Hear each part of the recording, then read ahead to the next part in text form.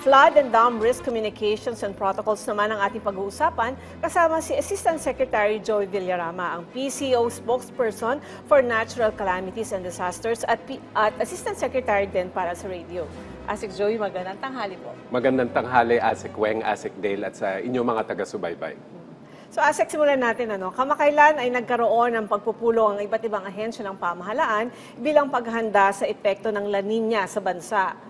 Shortly or briefly, ano po ang ilan sa mga natalakay dito? So nagkaroon, Asik Weng, ng isang conference ang DILG sa Clark Freeport Zone noong Lunes, August 12, para malaman kung ano yung kailangan gawin para mapaigting yung komunikasyon between relevant agencies sa tuwing nagpapalabas ng tubig ang mga dam o kaya bumabaha. So alinsunod dito sa direktiba ng Pangulong Ferdinand R. Marcos Jr. na ibinigay niya nung situation briefing nung kasagsagan ng habagat na inintensify ni Bagyong Karina noong July 24. So, pinangunahan ito ng DILG. Nandito yung mga relevant agencies gaya ng dam operators at saka po yung PCO dahil nga komunikasyon ay mahalaga sa tuwing may mga ganitong kalamidad. Asik Joey, natalakay din ang flood and dam risk communication protocol sa pagpupulong na ito, no? Maaari niyo po bang ipaliwanag sa ating mga kababayan kung gaano kahalaga ang risk communication pagdating sa usapin ng kalamidad at sakuna?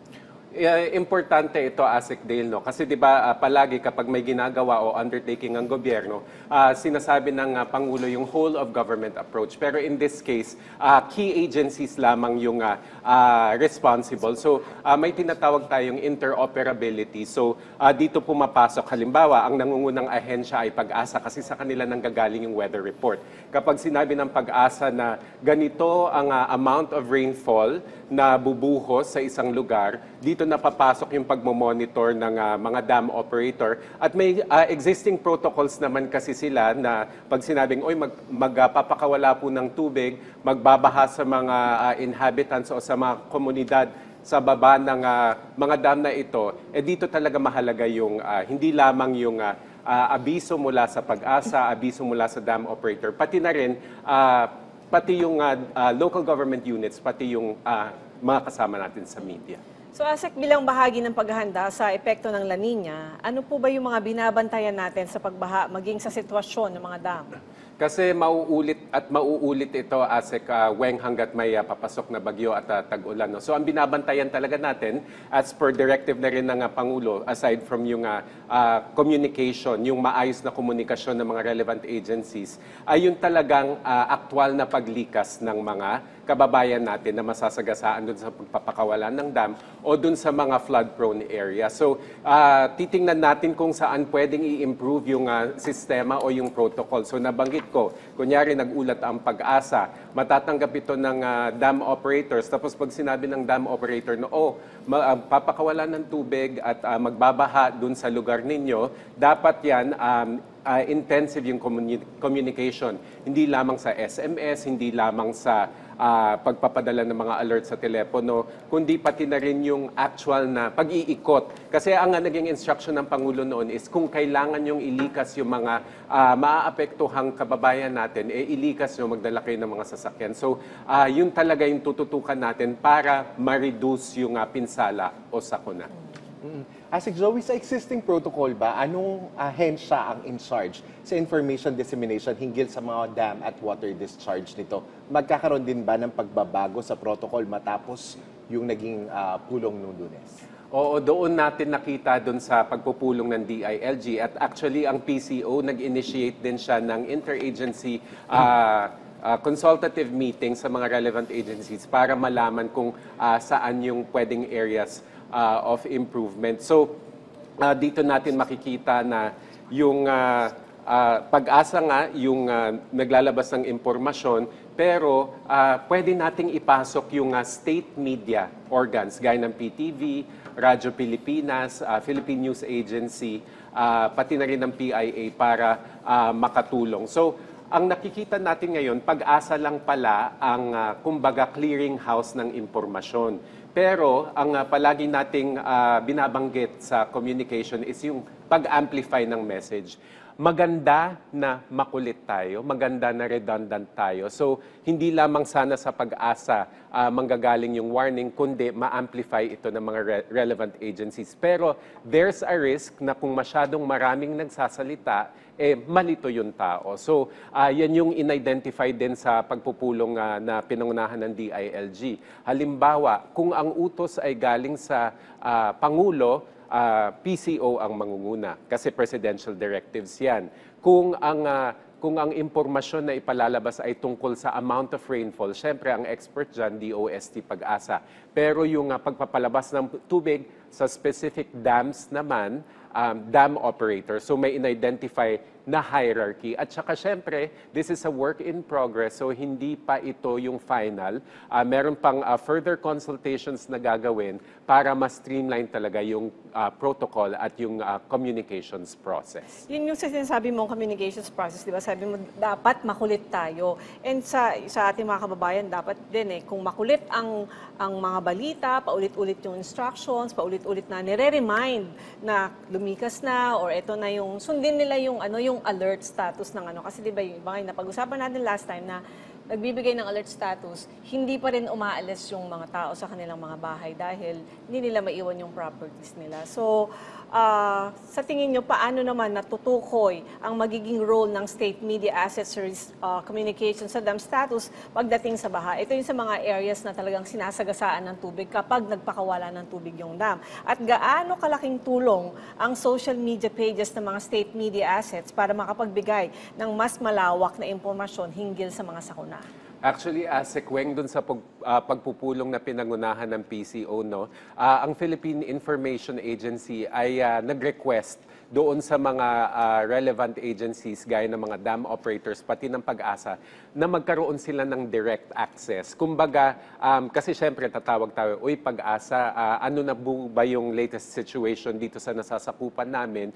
Minsan kasi dahil sa sobrang busy talaga at overwhelmed yung DOST Pag-asa sa pagpapalabas ng impormasyon, hindi makatawag yung mga state media assets. So, gusto nila ng direct line na isa lamang yung kausap pag panahon ng ganitong mga calamities. So, para ang magiging role nila, kung nalaman na, kasi ang PIA, as we know, meron talaga silang regional offices, para na rin siyang DILG, kaya mahalaga din yung local government unit dito sa ganitong communications protocol. So, kung sino yung mga nasa grassroots level, sila yung mas madaling makaka-assess ng situation, ng specific situation ng lugar, at sila yung makakapagsabi na ito yung kailangang gawin in the next few minutes, in the next few hours.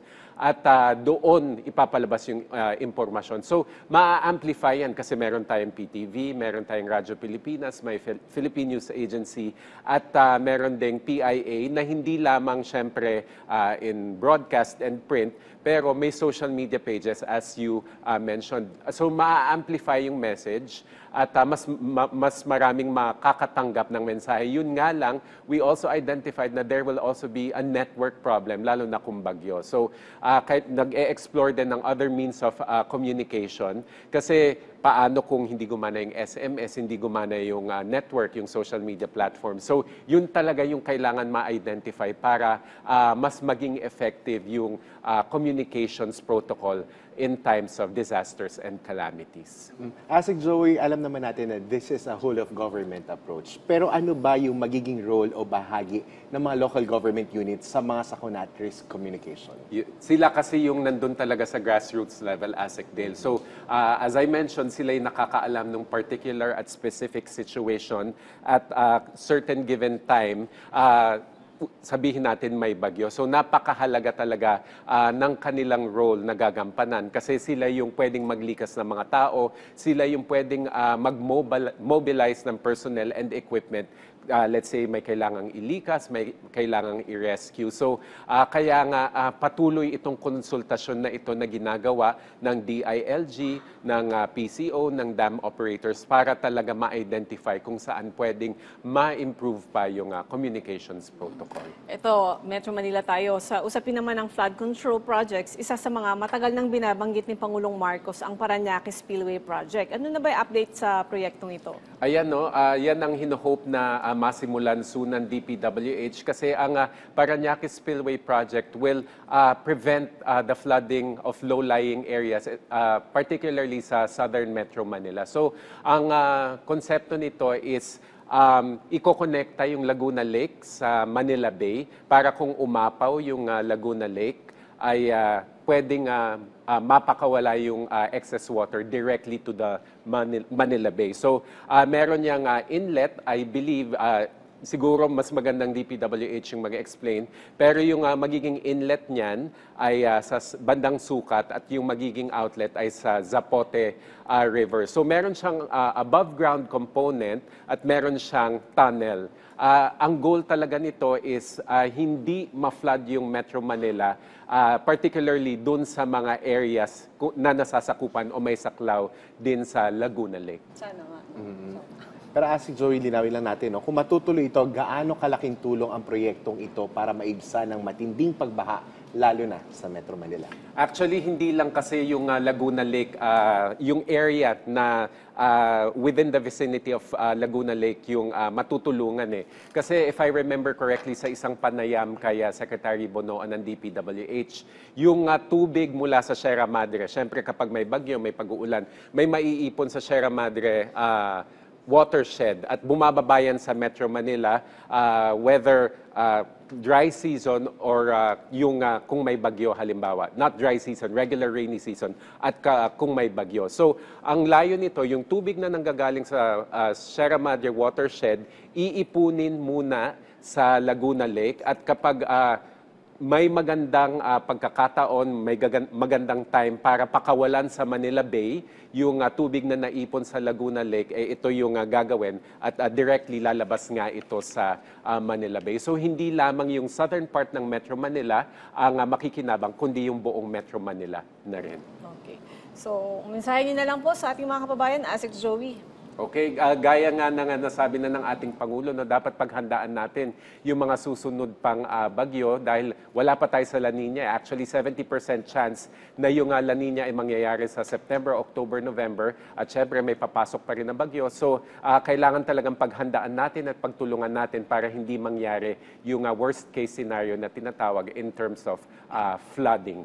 Okay, maraming salamat po sa inyong oras, Assistant Secretary Joey Villarama, PCO spokesperson for Natural Calamities and Disasters.